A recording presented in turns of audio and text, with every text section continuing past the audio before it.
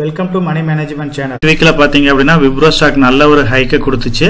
அது இல்லாம பாத்தீங்கன்னா இது வரைக்கும் இல்லாத ஒரு ஆல் டைம் ஹையே விப்ரோ ஸ்டாக் வந்து கிரியேட் பண்ணிருக்கு. 520 ரூபாய்ன்ற ரேஞ்சில் இப்போ ட்ரேட் ஆயிட்டு இருக்கு.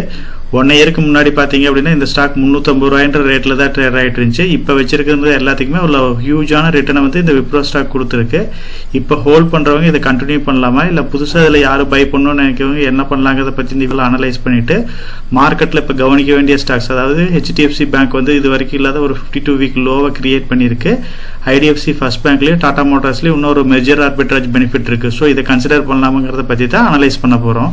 ஃபர்ஸ்ட் ஸ்டாக்கை நம்ம டிஸ்கஸ் பண்றது விப்ரோ ஸ்டாக்கை பத்தி. ஸோ விப்ரோ ஸ்டாக் அப்படின்னாவே நமக்கு ஞாபகம் வருது டிவிடெண்ட் பிளஸ் போனஸ், இந்த 2 டைம் தான் நமக்கு ஞாபகம் வரும். ஸோ இப்போ ரெவன்யூ இருக்கு அப்படின்னா அதுல டோட்டலா எக்ஸ்பென்ஸை மைனஸ் பண்ணிட்டு வர லாபத்தை தான் நம்ம ப்ராஃபிட் அப்படின்னு சொல்றோம். ஸோ விப்ரோ ஸ்டாக்ல வந்து பாத்தீங்க அப்படின்னா இவங்க ப்ராஃபிட்டை வந்து மேக்ஸிமம் வந்து ரீஇன்வெஸ்ட் பண்ணுவாங்க. அப்படி இல்லை அப்படின்னா டிவிடெண்ட் போனஸ் இந்த மாதிரி கார்பரேட் ஆக்ஷன்ஸை ஸ்பிளிட் பண்ணி கொடுப்பாங்க. ஸோ ரீஇன்வெஸ்ட் பண்றதுக்கு இவங்களுக்கு அந்த அளவுக்கு நீட் இல்லை. அதாவது வர்ற ப்ராஃபிட்டை எல்லாமே இவங்க வந்து டிவிடெண்டாவோ போனஸாவோ ஸ்பிளிட் பண்ணி கொடுத்துட்டு இருக்காங்க. டிவிடெண்ட்னா என்ன, போனஸ்னா என்ன பத்தின்றதை பத்தி நம்ம டீடைலா வந்து நம்ம டிஸ்கஸ் பண்ணிருக்கிறோம்.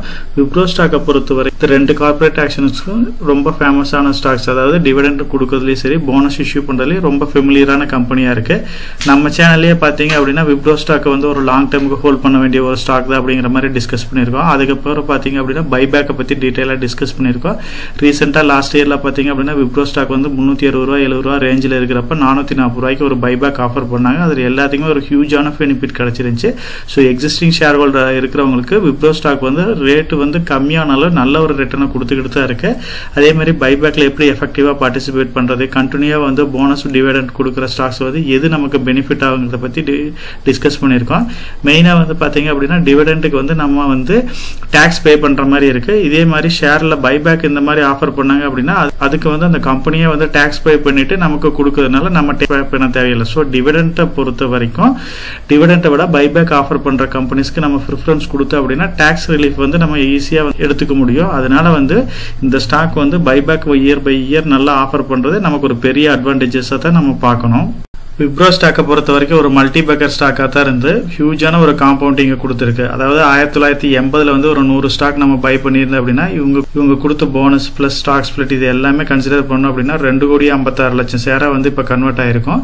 இப்ப 2,56,00,000 இப்ப அப்ராக்சிமேட்டா ஒரு 500 ரூபாய் பிரைஸ் நம்ம கால்குலேட் பண்ணா கூட 1250 கோடிக்கு மேல நமக்கு ஒரு ஹியூஜான வெல்த்தை வந்து இது கிரியேட் பண்ணி கொடுத்துருக்கு. இது இல்லாம டிவிடெண்ட்ல அந்த சைட்ல பாத்தீங்க அப்படின்னா ஒரு 200 கோடிக்கு மேல பெனிஃபிட் கொடுத்துருக்கு. இப்போ வந்து கிட்டத்தட்ட ஒரு 1500 கோடிக்கு பக்கமா நம்ம அசெட் இருக்கிற மாதிரி மாறி இருக்கும். ஸோ விப்ரோ ஸ்டாக்கை பொறுத்த வரைக்கும் ஹியூஜான ரிட்டர்னை வந்து லாங் டேர்ம்ல ஒரு பெரிய வெல்த்தை கிரியேட் பண்ணி கொடுத்துருக்கு.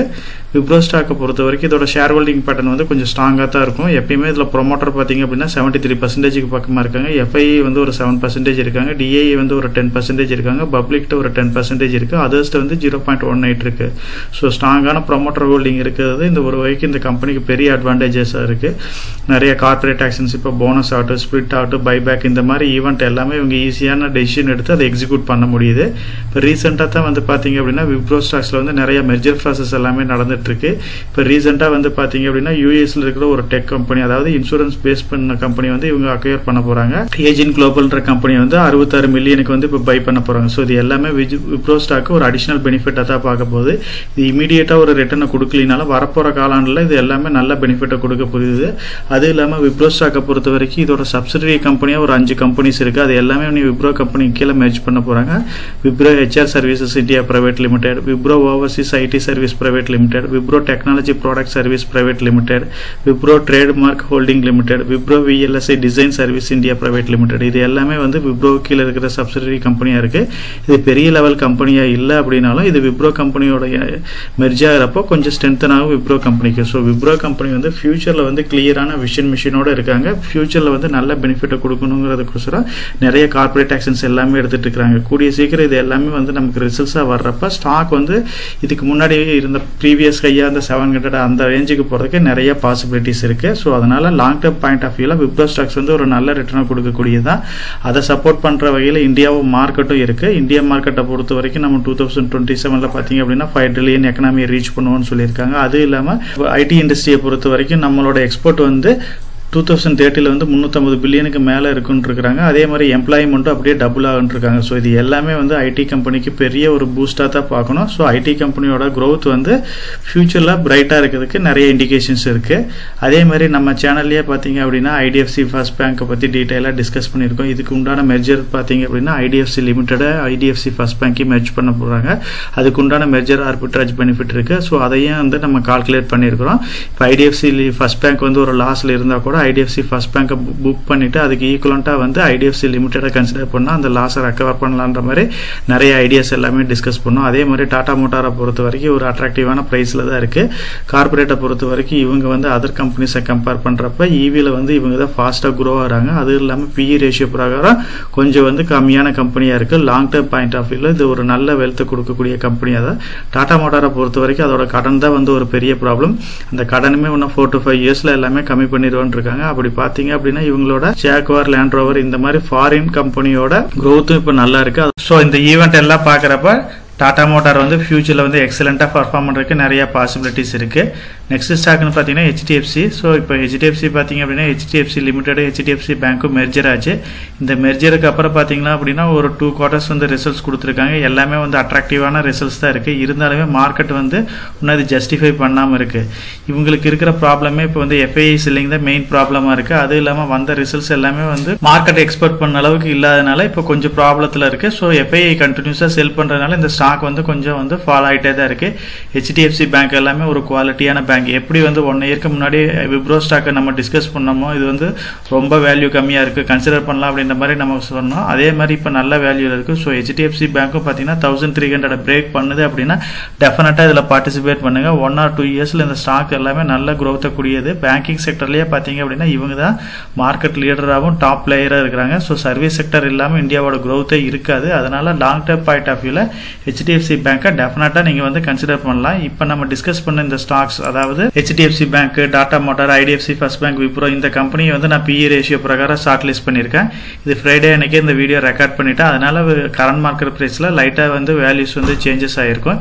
ஹெச்டிஎஃப்சி பேங்கை பொறுத்த வரைக்கும் இண்டஸ்ட்ரி பிஇ வந்து 13 இருக்கு, கம்பெனி பிஇ வந்து 15 இருக்கு. ஸோ அட்ராக்டிவான வேல்யூஷன்ல தான் இருக்கு.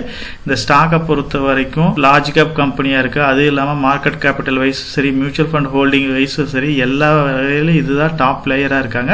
ஸோ இந்த மாதிரி குவாலிட்டியான ஸ்டாக்ஸ் எல்லாமே ஒரு குறிப்பிட்ட டைம் தான் நமக்கு இந்த மாதிரி அட்ராக்டிவான வேல்யூஷன்ல கிடைக்கும். 1300 அந்த ரேஞ்சில் கிடைச்சிச்சு அப்படின்னா டெஃபினட்டா இந்த ஸ்டாக்கை வந்து கன்சிடர் பண்ணுங்க. நெக்ஸ்ட் ஸ்டாக் பார்த்தீங்கன்னா டாடா மோட்டார் பார்க்குறோம். டாடா மோட்டார் வந்து இப்போ ஒரு ஹியூஜான ரேலியை கொடுத்துருச்சு. ரிசல்ட்ஸ் வந்து ஒரு எக்ஸலண்டான ரிசல்ட்ஸ் கொடுத்துருக்காங்க. இப்போ டிவிடெண்டும் கொடுக்க ஆரம்பிச்சிட்டாங்க. இந்த நெகட்டிவ் ரிசல்ட்ஸ் காமிச்சிட்டு இருந்த டாடா மோட்டார் இப்போ லாஸ்ட் 2-3 quarters வந்து பாசிட்டிவ் ரிசல்ட்ஸ் காமிச்சிட்டு இருக்காங்க. கம்பெனியும் நல்லா க்ரோத் ஆகிட்டே இருக்கு.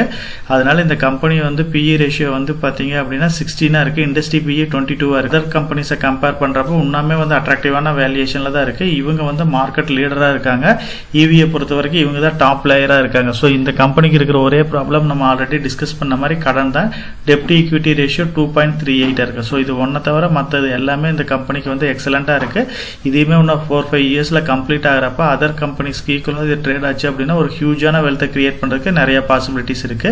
நெக்ஸ்ட் ஸ்டாக் பாத்தீங்க அப்படின்னா IDFC first bank. So IDFC first பேங்கை பொறுத்த வரைக்கும் ஒரு லாங் டேர்ம் பாயிண்ட் ஆஃப்ல growth ஓரியன்டட் பேங்கா இருக்கு. ஐடிஎஃப்சி ஃபர்ஸ்ட் பேங்க்கும் ஐடிஎஃப்சி லிமிடெடுக்கு பாத்தீங்க அப்படின்னா ஒரு மெர்ஜர் ஆர்பிட்ராஜ் பெனிஃபிட் இருக்கு. ஒரு 10% பக்கமா நமக்கு கிடைக்கிறதுக்கு வாய்ப்பு இருக்கு. அதனால ஐடிஎஃப்சி ஃபர்ஸ்ட் பேங்க் நீங்க வந்து கன்சிடர் பண்ணோம் அப்படின்னா இப்போ நீங்க ஐடிஎஃப்சி லிமிடெட் கன்சிடர் பண்ணுங்க.